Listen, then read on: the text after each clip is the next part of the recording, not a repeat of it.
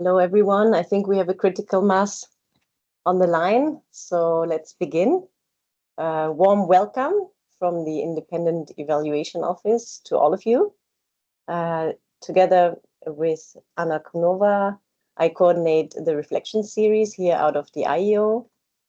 And this is a work that we began in 2020 when we were grounded by COVID.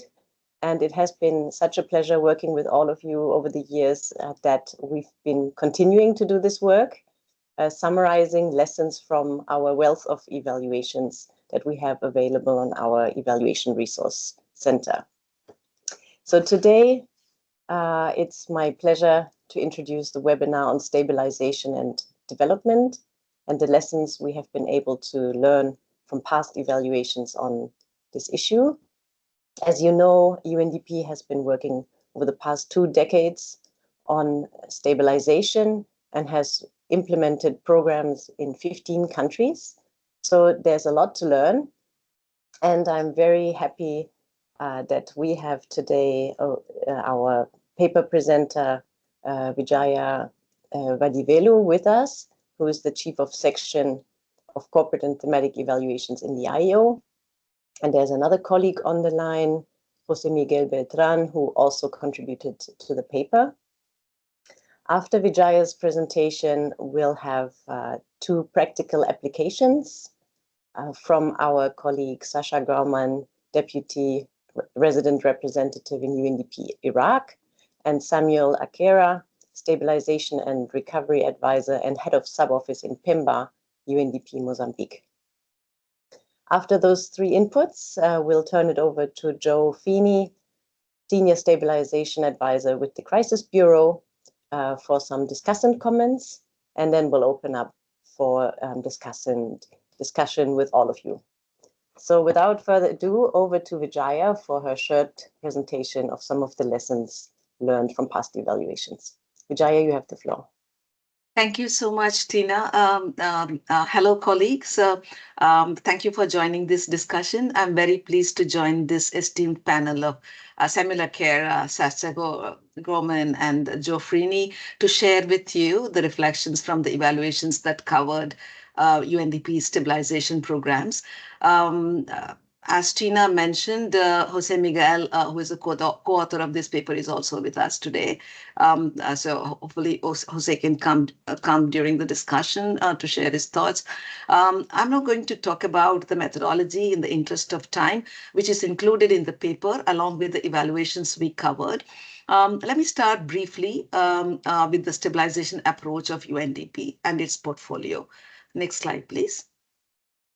UNDP sees stabilization as a vital entry point for conflict response, peace building, and transition to development. UNDP's approach has evolved over the years to focus on creating the conditions for recovery, peace, and longer-term development. Some of the key elements of UNDP's approach are, short-term, time-bound interventions, typically about 18 months per location, to rehabilitate social and productive infrastructure, contribute to minimum security conditions at the community level, provide income support for livelihoods or cash flow work, support for inclusive governance and women's rights by improving state capacity, integrate stabilization within the humanitarian development peace nexus, responses, and coordinate with other UN agencies and partners. So this is the principles UNDP tries to others to in its stabilization programs. Next slide, please. UNDP has supported stabilization in over 15 countries, including major programs in Iraq, Lake Chad, and the regional program of Liptako Gorma. In 9 countries, there are dedicated stabilization support units that manage the implementation of the stabilization programs, including the multi-donor trust funds. We present 9 key lessons in the reflections paper, drawing on the evaluations of these programs. I'll be presenting 3 of these lessons today. Let me begin with lesson 1 and 3 as they are closely interlinked. What we consistently observed is that clarity in conceptual frameworks and guiding principles was essential, not just for aligning actors, but for helping stabilization efforts strike the right balance between addressing immediate needs and keeping sight of longer term objectives. That said, while longer term goals are important, they cannot take precedence in the early stages of stabilization. When this clarity was missing, we saw a tendency, both among donors and national counterparts, to push for overambitious outcomes. This often led to unintended consequences, and more often than not, those consequences were counterproductive for stabilization objectives. An important distinction here we need to note is that staggered implementation, gradually expanding stabilization efforts across locations, was sometimes misinterpreted as shift towards longer term development. This was a critical misunderstanding. Even when implemented in phases, such efforts remain part of stabilization agenda, not an opportunity to randomly introduce broader development goals. In volatile contexts, we must set realistic and limited objectives focused on laying the groundwork for recovery, peace building, and future development. Trying to address all root causes of conflict within the typical 12 to 18-month time frame of stabilization programs simply isn't feasible and often risks doing more harm than good. Evaluations point that most countries struggle to sustain infrastructure that was created during stabilization. The success of stabilization interventions, I must emphasize, depended on how transition planning is ensured for sustainability of the progress achieved and advancing peace and development. It's also critical to plan early the transition beyond stabilization. Next slide, please. We did that from the beginning. Yeah. Despite the challenges and complexities just discussed, it's important to highlight that stabilization efforts can and have delivered real impact when grounded in clear framework and realistic expectations. There are strong examples where UNDP successfully achieved its stabilization objectives, which is remarkable given the highly volatile and resource constrained context in which these programs were deployed. We have seen tangible improvements, enhanced education and health services in Libya and Iraq, access to clean water in Sudan and Chad, and housing and rehabilitation and IDP return in Iraq and Libya. Beyond service delivery, these efforts also help to strengthen public trust in the government institutions, especially in Iraq, Libya, and Somalia, an essential building block for longer term peace and recovery. Next slide, please. While we have seen clear successes, programs with overly ambitious agendas, particularly those targeting deep structural issues like institutional reform, corruption, or DDR, often fell short, were not backed by longer term commitment or enabling political conditions. Evaluations consistently show that DDR efforts were frequently premature, especially in contexts where armed groups remained active or negotiations were ongoing. This led to ineffective disarmament and wasted resources. In contrast, more informal approaches, such as creating economic opportunities for conflict affected communities, proved more effective in supporting peace and stability in short term. Another key lesson that emerged is about how stabilization is delivered and not just about what is delivered.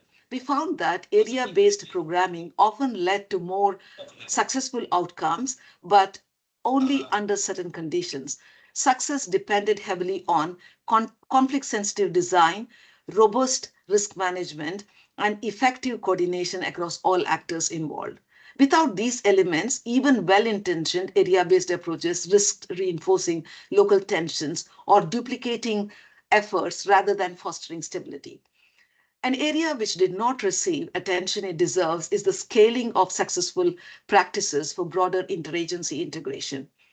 A cross-cutting lesson is the need to strengthen the integration of stabilization efforts within the broader humanitarian peace and development nexus approaches.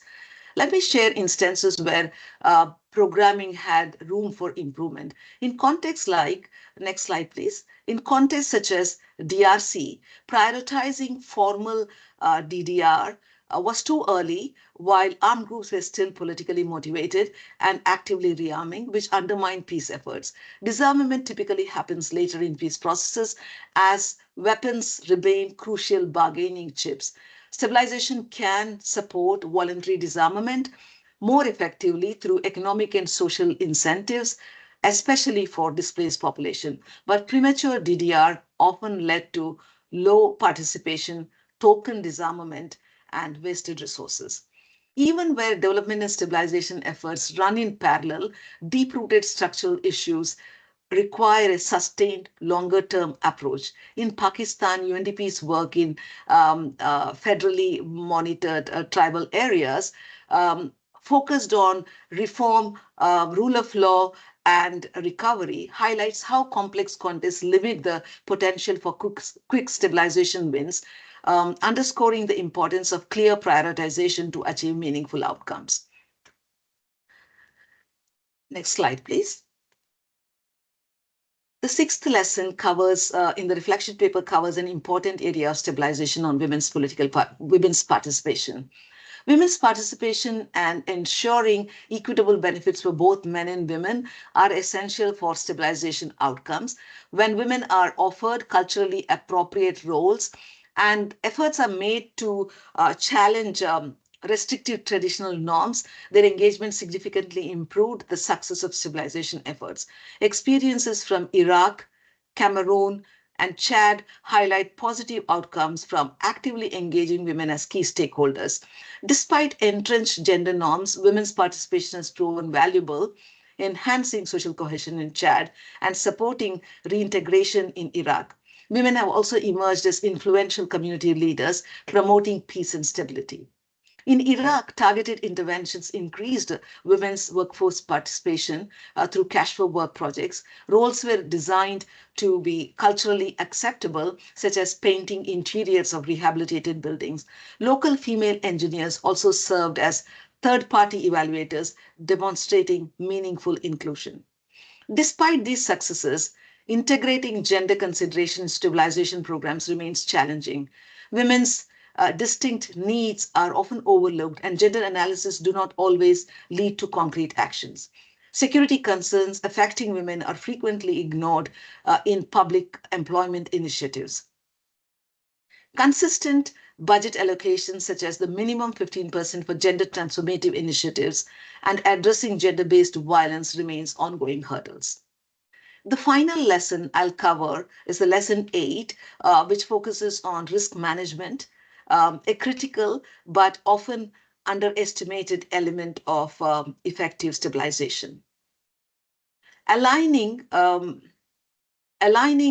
risk management with operational realities is essential to improving the efficiency, accountability, and overall impact of UNDP stabilization efforts. Across different contexts, UNDP adopted a range of models to manage both programmatic and operational risks, with notable successes in places like Iraq, Libya, and Central African Republic. That said, persistent challenges remained, including operational irregularities, slow delivery systems, and rigid donor restrictions, even in contexts where dedicated stabilization facilities were in place. To overcome these we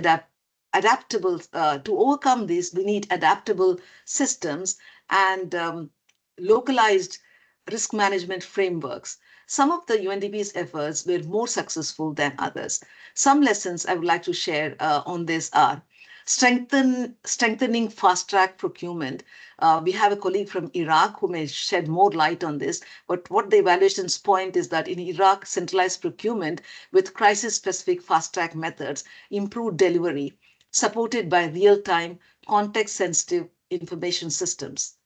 The conflict sensitivity and risk analysis must be integrated and regularly updated. Delays in CAR, DRC, Chad, and Mali reflected gaps in timely conflict assessments. Limited expertise in conflict sensitive sensitivity hindered effectiveness in Afghanistan, Libya, and other countries, highlighting the need for specialized skills in this area within the stabilization programs. Slow operational models and rigid donor conditions and restrictions in Chad, Mali, Nigeria significantly delayed timely and effective stabilization efforts, showing the importance of adaptable, flexible systems. Across large programs, an important lesson is that program integrity depends on strong safeguards. Challenges in fiduciary risk management and protecting sensitive information reveal the need for robust institutional strategies beyond individual leadership to manage program integrity and promote secure, transparent knowledge sharing. Evaluations also highlighted that third-party monitoring, next slide, please. I see it's in the previous slide. Next slide, please. Proved useful. Okay, we don't have the slides. Okay, that's fine. Thank you.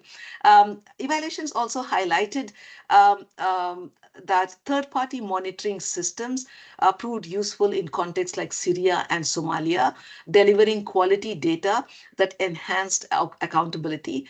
Yet, it was critical to balance external oversight with local ownership to avoid undermining government responsibility.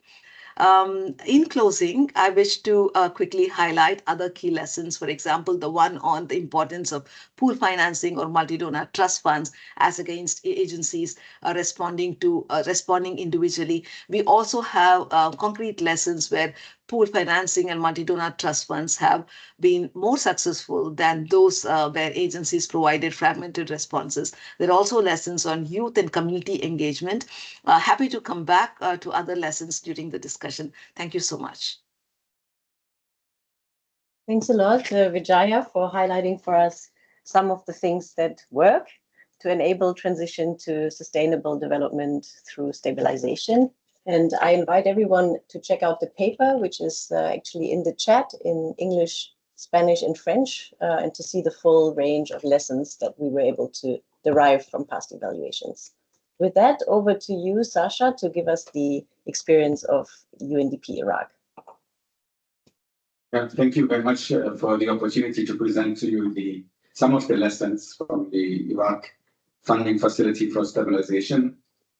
The FFS, the funding facility for stabilization, facilitated the return of 4.9 million returnees through the reconstruction and recovery of critical infrastructure, to support the resumption of the most crucial social services, also to signal the government's return to liberated areas, and to safeguard communities against the resurgence of violence and extremism. A few lessons from the program. One with regard to program governance. The program was understood as an on-demand facility that was designed to maximize the government's legitimacy in the people's eyes immediately after the liberation of an area from ISIS. It was felt that a standard partnership approach where the donor provides funding and then UNDP implements and periodically reports back to the partners would not have worked in the Iraqi context. And instead, it was decided on a unique partnership approach, what was called a stabilization compact, in which all stabilization partners, so diplomatic partners, defense, development partners, acted as one team with different responsibilities. And in this compact, UNDP operationalized the civilian-led stabilization on the ground, while the political and security partners created the enabling environment for stabilization. Part of that arrangement was also the risk sharing among the partners. There were different risks involved: reputational risks, the risk of corruption, security risk for implementing partners, and the agreement between UNDP, the donor partners was to accept and to share these risks.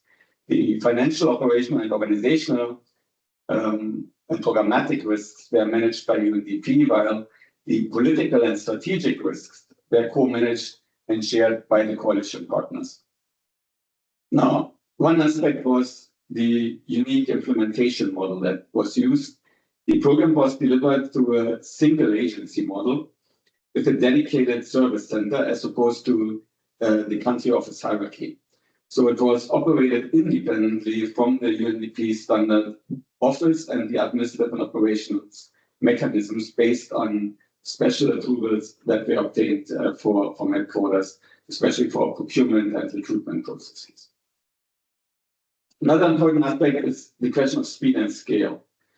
It was felt that scale is essential for UNDP stabilization, and therefore nesting the program alongside the coalition's political structures, combined with the large-scale support from influential donors, was essential to generate momentum of the program and to also operate at scale, which from an operational point of view was important in order to reduce the overhead costs, to also rehabilitate at scale and to contribute to doing no harm in the process. It was felt that there is a possible trade-off between the conflict sensitivity and speed.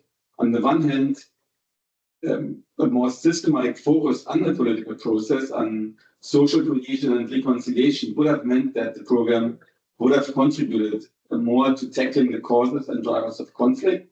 But at the other hand, the feeling was that an increased focus on social cohesion in the early phases of the stabilization process would have negatively impacted the speed in which the program would have been able to deliver.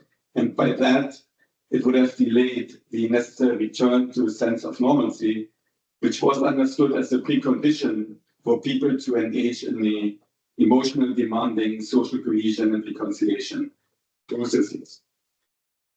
Last point on the implementation and speed and scale issue was very close civil-military coordination, which enabled UNDP to move into the liberated territory immediately after the territory was liberated from ISIL, sometimes within 24 hours. And the close coordination that we had with the military allowed us to pre-position by front-loading the procurement of necessary equipment, by pre-selecting private sector companies for the rehabilitation.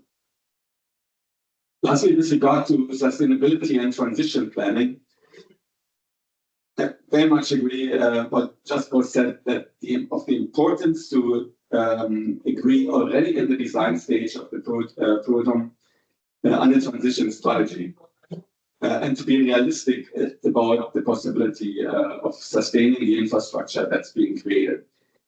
In the Iraq case in particular, this problem was exacerbated by the fact that Iraq, when it moved out of the post-conflict stabilization phase, it immediately was categorized as an upper middle. It was always an upper middle income country, but the rapid change from the stabilization phase to become an upper middle income country meant also that donors rapidly pulled out immediately as the stabilization phase was declared over and the necessary resources were not there anymore to support the government in maintaining it.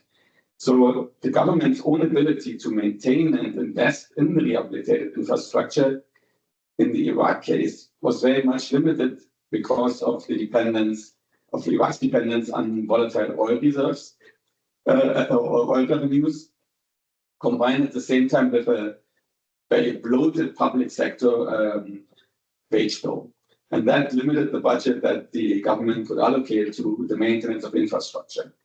So generally in these contexts, we feel that there are quite often weak public financial management systems and the lack of the fiscal space that there are common barriers to sustaining stabilization gains, which then basically creates challenges as a result of weak institutions, capacity gaps for budget execution, for procurement, or revenue collection, but also then, again, the over-reliance on the volatile revenue sources and the difficulty to prioritize spending on essential services due to the fragmented public financial management systems.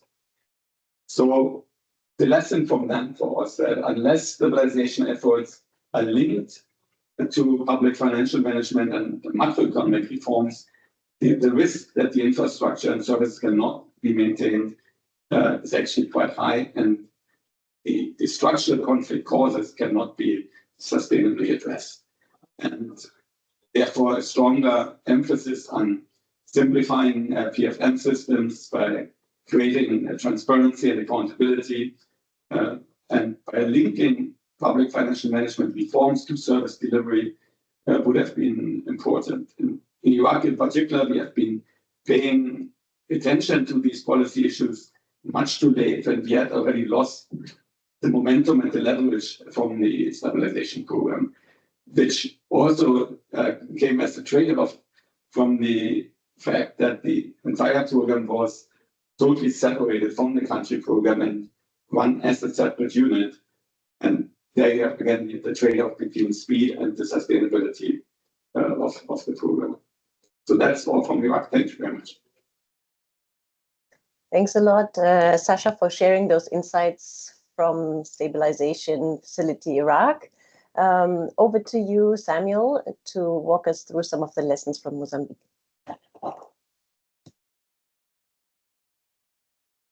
Thank you very much, Tina. This is really a practical case building on what Vijaya and Sasha mentioned about the need for early transitional planning in stabilization. Next step.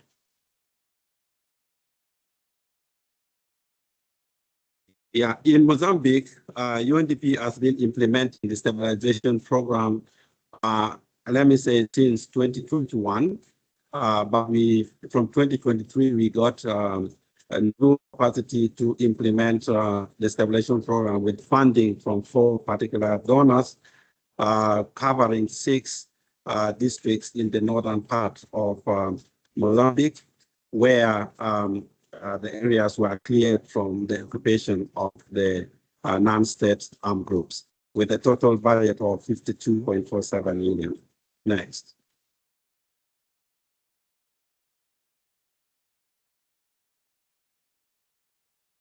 Right. So this is an example, as I mentioned, on really how we can start applying transition early in stabilization program. From Vijaya's presentation, it was evident that stabilization is foundational and is time-bound, taking 18 to 24 months. And therefore, she underlined the need for a clear transition strategies. And in Cabo Delgado, here where we are implementing the stabilization program, we actually did the transition planning for each of the 6 districts where stabilization was implemented since 2021. And this transition ensured that we actually develop or design timely additional long-term programs to support the implementation of development solutions to internal displacement.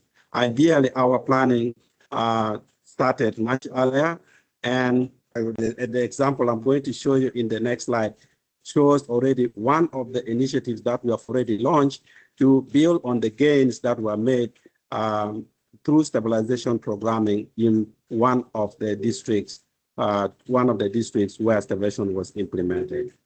Next slide. So this practical example is actually called the Resilience Investment for Social and Economic Empowerment Project in Palma District, where stabilization project was implemented since 2021. And this really ensured that at least 61% of the internally displaced people returned to their places, and also the presence of the state in the district was restored. In addition to that, the stabilization also ensured that the community security was actually put in place for communities to live in harmony and start their new lives. And based on this, UNDP started working with the government and also other partners to set up a transitional facility in Palma, and also another district in the south that was not originally part of the stabilization program, but the condition was adequate for a transition from short-term to much longer-term interventions. So this initiative was actually financed jointly by UNDP, African Development Bank, and also the government of Mozambique in partnership with the private sector, really trying to address the underlying root causes and drivers of crisis and fragility in the North. And the particular focus was really to work with the youth and the private sector who are at the center of the crisis in northern Mozambique. The approach that we preferred here is actually a public-private partnership. Why was it important for a public-private partnership? Number one is the recognition of the fact that northern Mozambique is a region that is rich with a lot of natural resources, and the extractive industries plays a critical role, not only for development, but also as a root cause of the conflict here in the north. And two, the aspect of the youth being marginalized, the aspect of unemployment rate, which stands at over 80%, actually prompted the crisis in Mozambique. So it was important for us to move from laying the foundation to addressing the underlying causes and drivers of stabilization through this initiative. And well, through this initiative, we see that we are not taking the whole region as one, but we are taking each region on a case-by-case basis where conditions allow the transition to take place. We move through that approach. And other districts that is the progress is slow, we plan for it at a later stage. So this is really like a case of how we can move from stabilization, laying the foundation, to actually addressing the root causes of crisis and fragility in the North. Thank you so much. And last slide is basically showing you happy people of Northern Mozambique. Thank you very much, Samuel. Thanks for sharing those hands-on experiences and practical applications there from Mozambique. So, colleagues, this is where we move into discussion mode. So please keep populating the chat. Be prepared to unmute and speak. I'm giving you a little few minutes while I hand it over to Joe for his discussant remarks. So you can use this time to get your comments and questions ready. You can use the chat. There are already two questions there. One is on sustainability and the short timeframes. I think our country level speakers could perhaps address this later. And there is another one on impact evaluation and whether that would be an opportunity for a method to use in stabilization contexts, given complexity and multiplicity of actors. Would impact evaluation be feasible, and should it be used? So that one I will pass to Vijaya. So get ready. Meanwhile, over to you, Joe.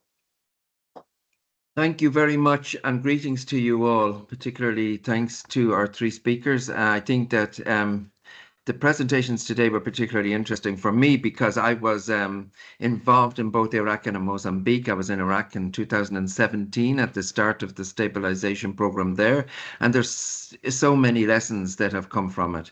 I was also involved at the start of the Mozambique stabilization program. I think the key things that came out from Vijaya's presentation were around the issue of not being too ambitious. This is not a development program. It's not an early recovery program. It's a program that goes out to focus on addressing one key issue in an environment of conflict.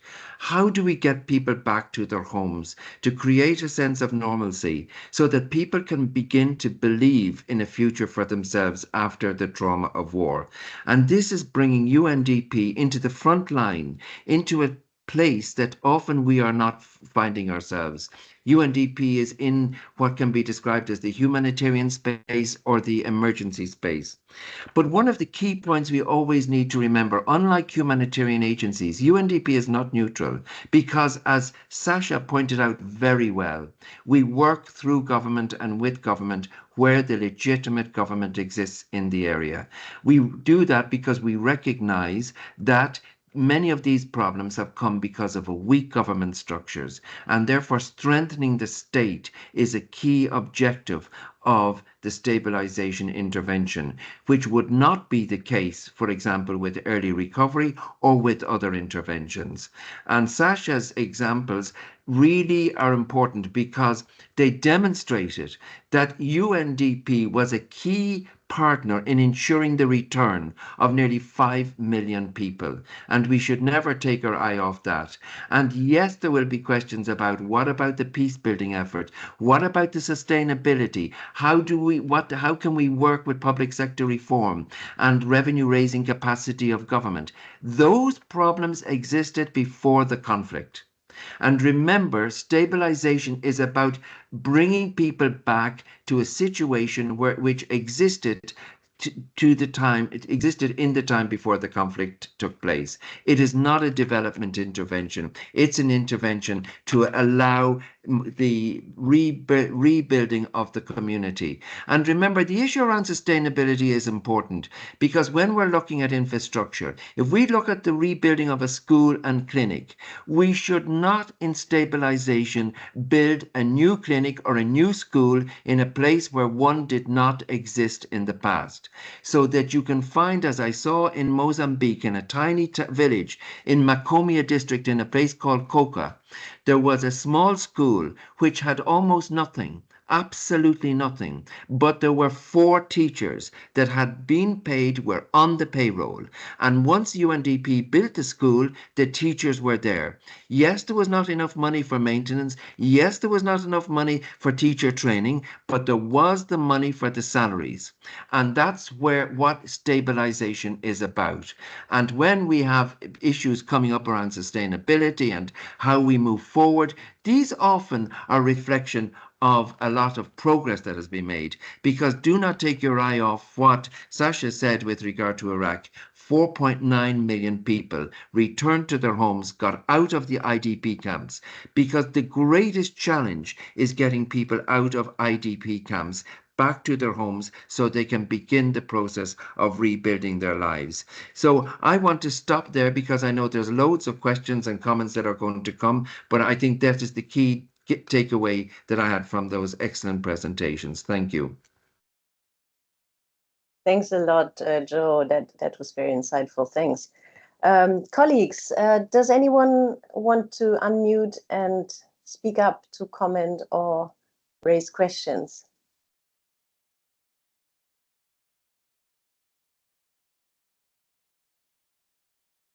I don't see any hands. Everybody's shy. All right. Well, then let's kick off with some of the questions from the chat.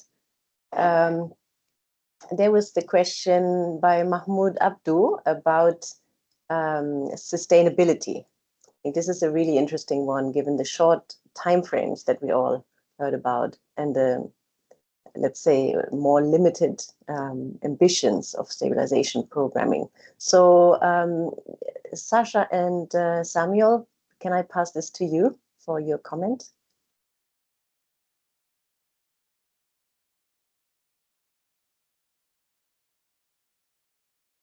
So I'm trying to find the question in the chat.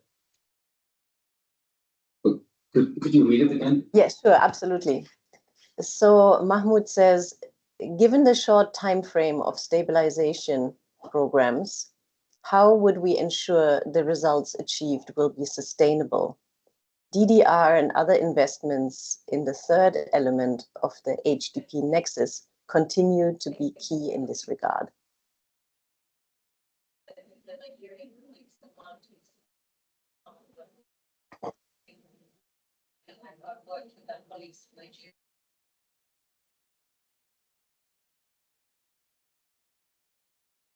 Perhaps okay, maybe I can come first if Sasha is still preparing. Please go ahead. Yeah. Thank you so much. The main objective of stabilization is not to achieve sustainability.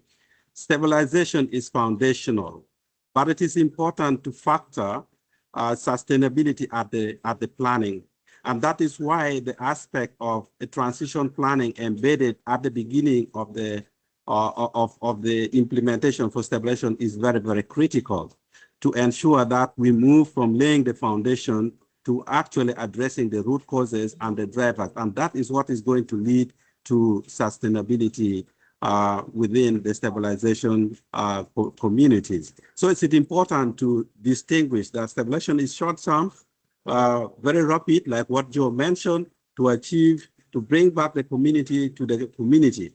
But once they're back, once the state is back, then you need to start planning for how to sustain them, how to make return durable, how to make services durable for the community, how to address the root causes of conflict, how to ensure that what led to the conflict in the first place is addressed. And that is beyond the scope of stabilization. Thank you. Thanks a lot. That was very clear. Sasha, would you like to add?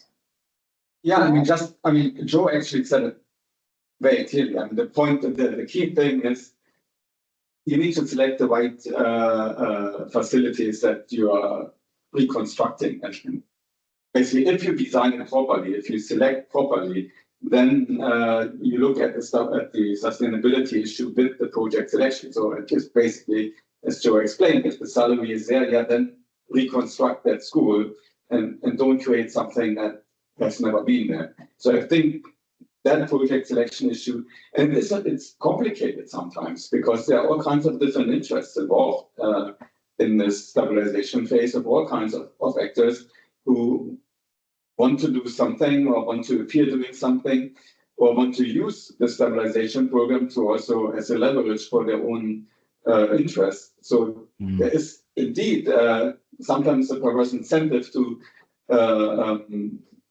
do more than there's been or to reconstruct something else. I think negotiating that properly is probably half of sustaining it in the future. Thanks, Sasha. I see Mohammed and Jose Miguel have their hands up. And I know Vijaya also wants to come in on this question of sustainability. But Mohammed, first then, first Mohammed, then Jose. All right. Okay. Good. So over to you, Mohammed. Okay, thank you so much, colleagues, and happy to see all of you, and thanks for the presentations, and thank you for the reflection. I'm happy to see and to see all those good achievements from Iraq country office and as well from Mozambique, where I used to support the country office in the initiating the stabilization project in the northern province, Cabo Delgado. And maybe I have two things. I want only to emphasize the importance that UNDP must work at speed, and the speed is very important. With focus as well, like echoing what Joe and Samuel they said, getting things done very fast with focus, so we allow people to begin to rebuild their lives, to start like working on pushing forward the economy circle within their communities. We witnessed a lot of cases where since UNDP started doing the activities on the field, people started to return to their communities, starting to roll and start the market business within the communities, and this was very essential. What I wanted to share as a key takeaway, that other works related to recovery, peace building, etc., can come after stabilization. So when we are talking about stabilization, we are talking about the very first respond activities UNDP can do on the ground. It's like a bit before early recovery activities or any normal recovery activities UNDP is doing. The second reflection regarding the finding about the struggle to sustain the infrastructure within the presentation for the findings of the evaluation. This might be valid point if UNDP is doing infrastructure activities beyond the stabilization scope of work. So in stabilization, we are not building a new infrastructure. We are just rehabilitating the damaged infrastructure. That means the government before the crisis or before the conflict, they were responsible about those, let's say, facilities or structures. They do have the civil servants there already allocated to those buildings. So we are not just investing money in a new infrastructure, so we are not putting burden on the government to recruit more people and bring more capacities to operate and function. Regarding the maintenance and operation, if there is a struggle, then there is a struggle before the before the conflict happened within the structure of the government and how they are addressing maintenance and operation issues, which is is already there even in the normal development context. So this is what I wanted to say, and thank you for everyone for the very interesting and inspiring presentations. Over. Thanks a lot, Mohammed. Over to you, Jose Miguel, and then Barbara. Thank you so much, Tina, and thank you all for the presentations and the contributions. What I wanted to say is about sustainability. Yes, it is true. At least this is what the evaluation showed, that the focus is mainly on the immediate needs, right? To try to implement the project very quickly, so that to recover the previous stages before the conflict. But there are things that can be done in terms of sustainability, as it was pointed below in the planning stage. For example, the selecting of the areas with the minimum security, where the minimum security is present. That was one of the key lessons also that emerged from the evaluations, to make sure that the areas where UNDP is working have the minimum security so that the organization can intervene, and this can be done in the planning stage. And if done well, then the gains are more likely to be sustained. But there is another issue that emerged, which Vijaya didn't mention, but it was there and we discussed it, is about well, she mentioned about the conflict sensitivity analysis to ensure that the gains are sustained. But there was one thing that the evaluations also commonly showed, that sometimes there were no skills from people to conduct this conflict sensitivity analysis. And this was an issue that emerged in the evaluations, that there needs to be more efforts to make sure that there are skills within the countries to conduct this conflict sensitivity analysis, because they are very, very important. For example, in ensuring that there is a constant adaptation of the analysis of risks between the groups that are working or that are doing all this planning, to make sure that the gains are sustained.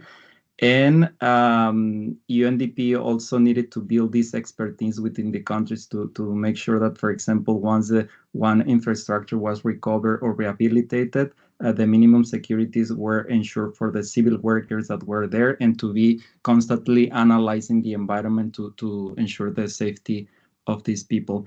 And the other point that I wanted to make is not about sustainability, but it's about, it seems that the evaluation also pointed at UNDP having to be able to adapt to the context and to do things very differently. Like, for example, in the business as usual was one key thing that needed to change. UNDP needed to act very quickly, and then the current ways of working didn't work. So the business as usual didn't work.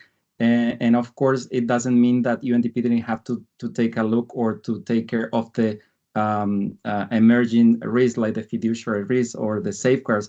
There needs to be a different structure so that UNDP can operate within this context, ensuring that, making sure or understanding that business as usual doesn't work.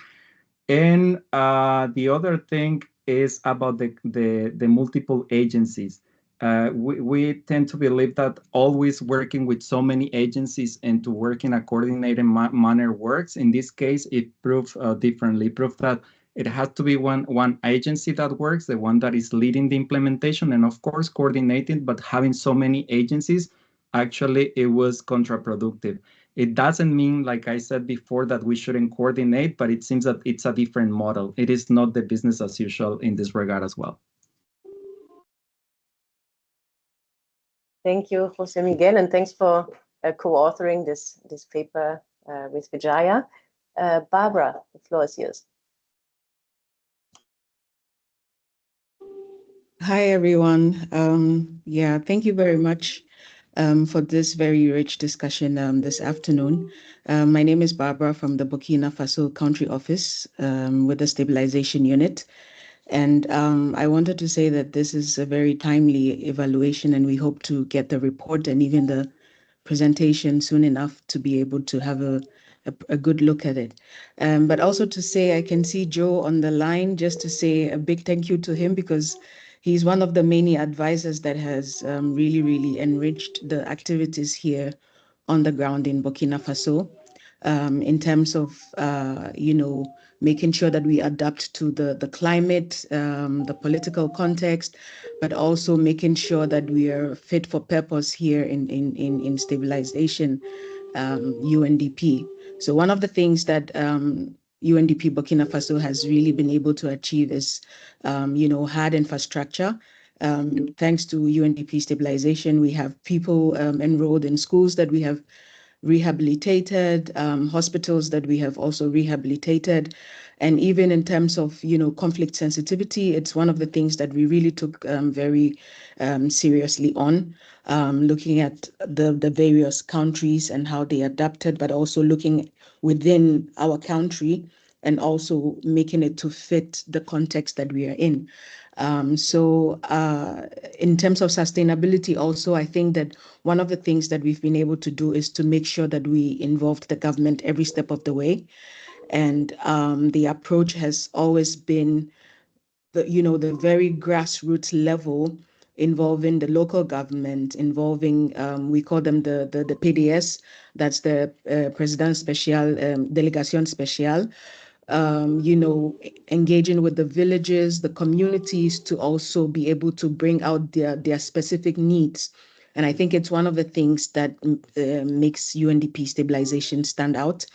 And I really wanted to share this, and very grateful for this rich discussion today. Thank you. Thanks a lot, Barbara. Just to point out that there isn't actually one evaluation report in particular that you need to look at, but rather if you go to the bibliography section of the reflections paper, you will see there's some 40 plus references. They are organized by lesson. So, according to the lesson that Vijaya presented, you can look up there where this evidence came from, and you will find the evaluation reports there. So there's more than one. There's a whole lot of evaluation reports that are the basis of this. And of course, yes, thanks for suggesting this. We will share the PowerPoint presentations as you saw them today. Meanwhile, we've had some activity in the chat.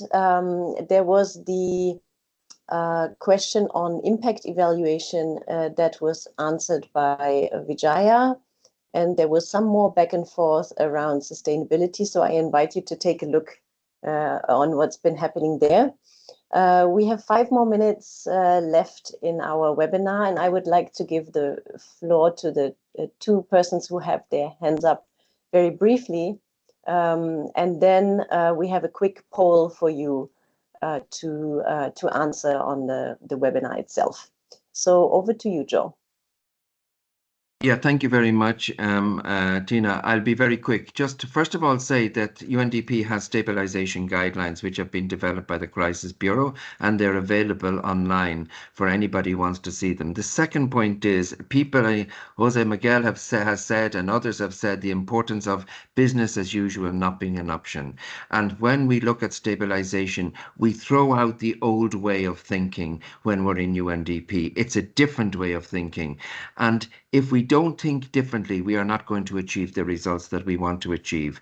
So one of the key points I just want to finally say is Sasha mentioned the issue of, choosing the right place. Yes, that's very, very important. Sasha also mentioned the key point, a key principle is do no harm. So if we go into a town and there's 4 schools that need to be that need some assistance, 2 of them are destroyed, 2 of them are not destroyed. We build the 2 which are destroyed, but we would also do something minor in the other 2, so that we are not going to just choose 2 schools because we don't know who those schools are serving. So that, but we would do something minor, could be just repainting the other two schools, but we always do something because we're driven by do no harm. We don't want to cause additional tension by focusing on 1 or 2 of the community assets when we are engaging in stabilization. Thank you very much. Thanks a lot, Joe, for stressing the do no harm principle. So Reshmi, please, I think you have a quick comment.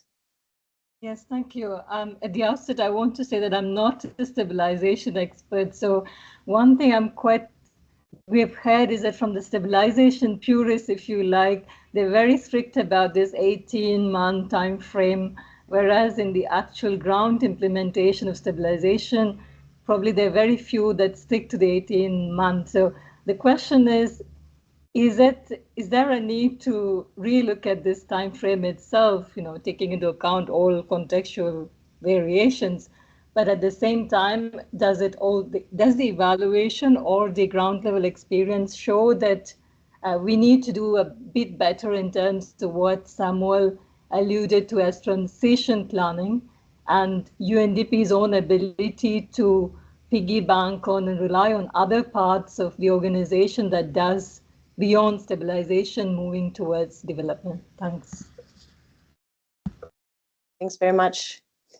Okay, so I'd like to give all of our speakers one final, time for one final message to us. Starting with you, Vijaya, please.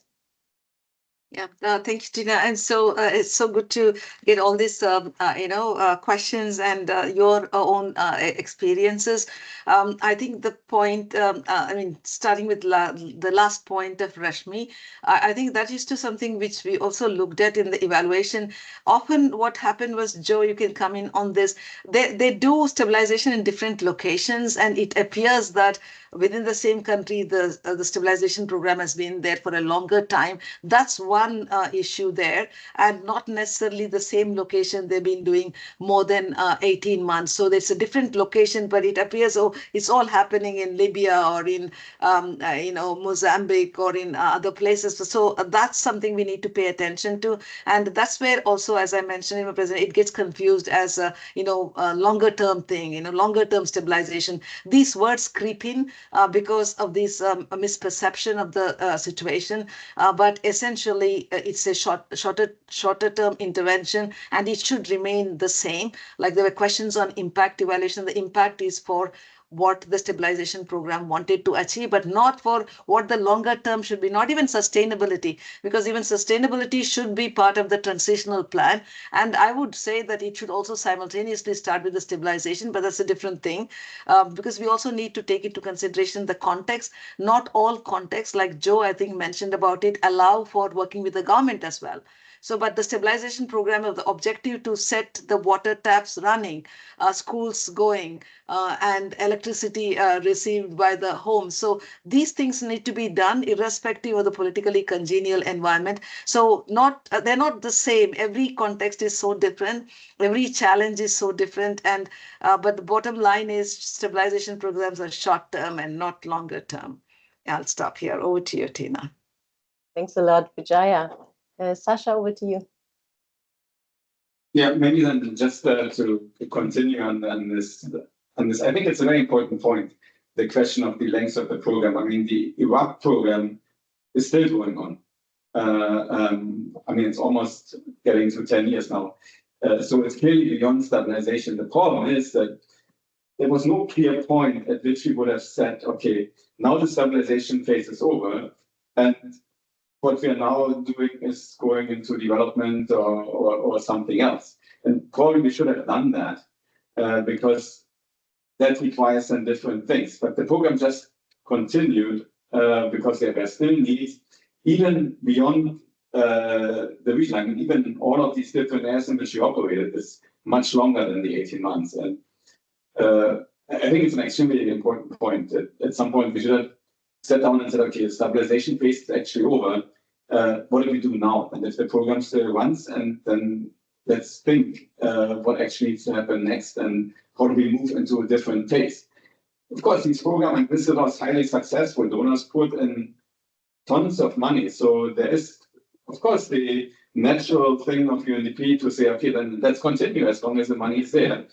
But it doesn't prevent us from saying, okay, stabilization is done, it's stable now, now we do something else. And then the question of sustainability comes up again, and then we might want to reorient ourselves.